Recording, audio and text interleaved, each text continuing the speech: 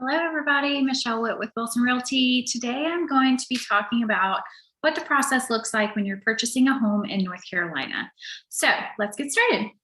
The first thing is going to be to make sure that you're working with a realtor. So working with a realtor is going to make sure that you have all of the representation that you need to ensure a smooth transaction. You are technically allowed to go and interview a bunch of different agents and decide who you want to work with. And that is going to give you the ability to decide, oh, do I mesh well with this person? Do I not? It's definitely advisable to go ahead and have that conversation with a couple of realtors. But if you already know, like, and trust somebody and you really want them to be your realtor, go ahead and let them know. The second part that you're going to want to do is get pre-approved. Now, we really love it when we have clients that are willing to get fully approved, which will make the process so much easier. And that just means that it's going to be a full breakdown through underwriting and all of that stuff. And basically all you have left to do is purchase the home and do the title search and get the appraisal done. Now, most people just do a pre-approval, which is completely fine. You are going to have to go through that process of getting certain documents over to the lender and stuff like that. When it comes to lenders, I do recommend using a local lender. I don't recommend using a big company that you're just going to be a number for. Sometimes some of the bigger banks, they just have a call center that deals with mortgages. That's not going to give you a personalized experience. So talk to your realtor and then ask them who they recommend for lenders. They always will have a recommendation for you who will take care of you, and they know the market. They know the local market. They have local appraisers. You don't want to use a big company that's nationwide and maybe not have a local appraiser because they're not going to know local markets. So, and that will affect how the appraisal comes back. So we want to make sure we're using somebody local. And I've never had a bad experience with a local lender not being able to be in touch with them. So I know that some of these bigger companies, they only work on certain business hours, but the local lenders that your realtor are working with and partnered with should be available for you almost anytime within reason. So the next thing that you're going to want to do is you're going to want to give your realtor a needs versus wants list. And this is important, especially if you're purchasing with somebody else. So you want to make sure that you're really breaking down, here are the things that we need. Like, we need to be in a certain school district. We need to have at least 3 bedrooms. We need to have just a ranch instead of a 2-story home. Like, those are the things that you need to have. The things that you may want to have would be things like, we would want granite countertops. We would want hardwood floors. We would want at least half an acre. Like, those are the things that are going to go on your wants list. If you're purchasing with somebody else, both of you do a needs versus wants list and then compare that with each other. Don't have a conversation while you're doing it, just in separate rooms, make your list, maybe like 5 or 6 things on each list. And then whichever ones are the same for both of your needs, definitely make sure that that is something that you have your realtor only send you stuff that has that in it. If it is both things on a wants list and you're like, well, that doesn't really bother me, or that doesn't really bother the other person, okay, great. So if that's something that comes up, then you can compromise and you can still find something that you love. Okay, so you've made your needs versus wants list. And now you're going to want your realtor to start sending you properties. And you've probably already started that search yourself. It's okay. Everybody does it. But you're going to want to send your realtor the stuff that you find that you like. And then the realtor will set you up on an auto search. And then they will send you the things that they think matches your criteria as well. What you're going to do from there is you're going to just start showing houses. So you're going to start doing your showings and be understanding that sometimes your realtor can't go out at 8 o'clock at night and go show a house, nor is it really safe to go that late. But try to be respectful of their time, but also try to be a little bit flexible as well with your schedule. So if you do work, let's say you work Monday through Friday, 9 to 5, and the only time you can do it is in the afternoon. Okay, that's great. Let's make sure that we made that known ahead of time to the realtor. So your realtor should be asking, hey, what's your schedule like for showings?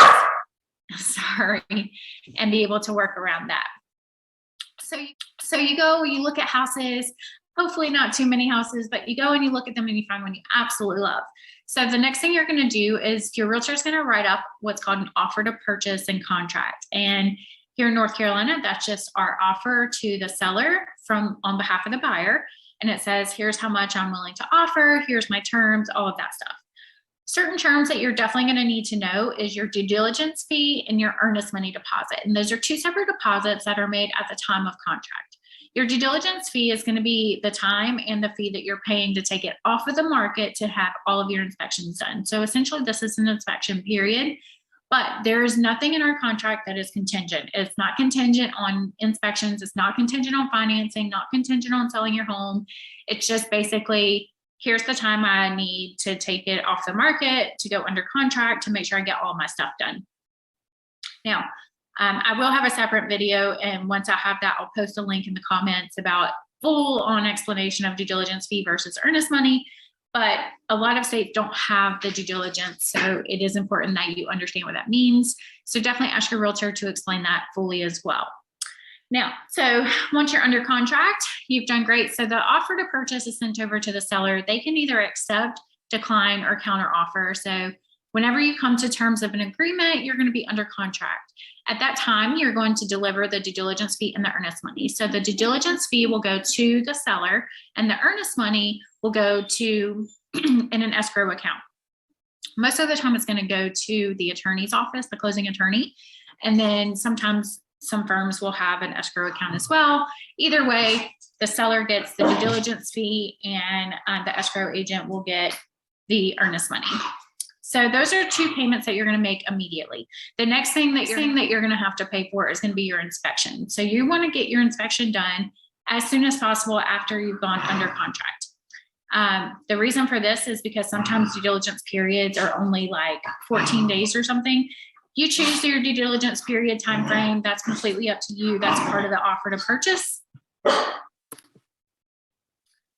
So you'll also get your inspection done during the due diligence period. And then once that inspection report comes back, if there's any major things that need to be fixed, I like to focus on major system issues, electrical, plumbing, HVAC, hot water heater, anything like that. That's a system concern or a safety concern. If there's a hazard somewhere that we really need to know about, those are the things that I like to focus on for my clients. But you're going to want to make sure that if there's anything super alarming in that inspection report, you are going to talk to your realtor and you'll submit what's called a due diligence repair request. And basically that just says, this is what I, as the buyer, am going to ask the seller to repair or to replace. And that is all part of the negotiation period during the due diligence period. And then, so once that's done, some sellers may just give a credit instead of repairing anything. Some of them want to just sell as is. So they may not repair anything. They're not required to. When you put that offer in, you're saying, I agree to the terms of this offer, basically as is. But if they do repair stuff, they are allowed to accept that request and repair things if need be. So the next thing that you're going to do is your lender is going to end up doing an appraisal. So they are going to hire somebody to do an appraisal.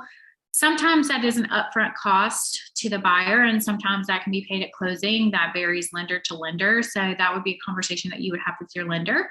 So far we've made our due diligence period, our due diligence fee, our earnest money deposit, our inspection amount. And then if you're on a well and septic, you're going to not only want a home inspection, but you're going to want a well and septic inspection as well. If there's a pool on the property, you're going to get a pool inspection. If it's an older home or a lot of wood, you'll want to get a termite inspection. So definitely certain things that you're just going to want to make sure that you're aware of, radon, all of that stuff. But those are all conversations that your realtor will have with you for recommendations on what kind of inspections to get during that due diligence period. So we want to make sure inspections are done. Your financing is secured. So this is where your lender is going to start all that underwriting process as well. And so what they're going to do is they're going to ask for all this documentation. You're going to submit it. They're going to work on their end to get that done. Appraisal is going to come out, and then hopefully the appraisal is back before the end of your due diligence period. So definitely make sure that that period is long enough to get these inspections and appraisals done. And that when the appraisal comes back, if it comes back a little bit lower, you can try to renegotiate that price with the seller. If it comes back right at asking price or a little bit over, then that's great. There's no negotiation needed after that. Do be aware, again, offer to purchase does not say that it is contingent on an appraisal, it's contingent on financing. So you are saying that even if it comes in a little bit lower, the seller does not have to agree to lower that price to whatever that appraised value is. You would just be paying that overage because lending is only going to go up to whatever appraised value is. So if you're putting in an offer for a home for, let's say, $475,000 and it only appraises at $470,000, well, you are responsible for that additional $5,000 if the seller does not agree to lower the price. So you've gone through under contract and you've gone through your due diligence period, and now you are almost ready to close. The title company is actually the attorney. So here in North Carolina, we are an attorney closing state. So the attorney does all the title search work and all of that stuff. And this is why it's another good reason to use a local lender, because I have had an experience using a bigger national bank, no names, but they were not aware that attorneys do closing in North Carolina. And so they were having an additional title company reach out to my buyer client, and it just created a whole lot of confusion, and it just was not a good experience. So definitely make sure that whoever you're working with for lending, if it is not a local lender, that they do know that all the title stuff goes through the attorney.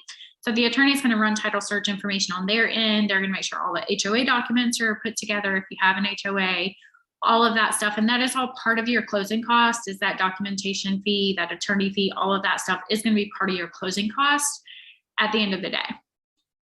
So let's assume everything's going well. You are almost ready to close. Title search came back clean. All negotiations are done.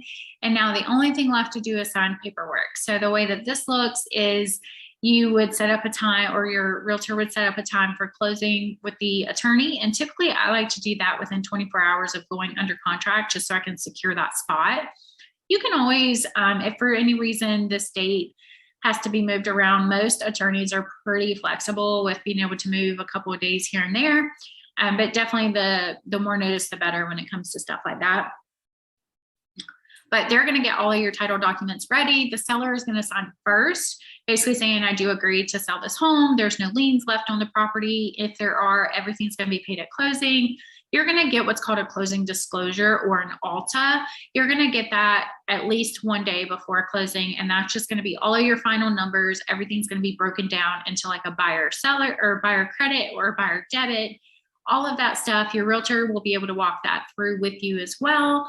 The attorney will do it again at closing, just to make sure you fully understand everything. And most of the time, you're going to have your attorney documents as part of your closing costs. If there's any like HOA transfer fees, that's all going to be part of your closing costs. And so you'll get what's called a cash to close. Whenever you get the clear to close from your lender, they'll tell you what the cash to close amount is. And that is what you're going to bring to the table. And that includes the down payment. It includes all of your closing costs and anything that is to be paid at closing. So, and if that appraisal amount is paid at closing, you'll see that there.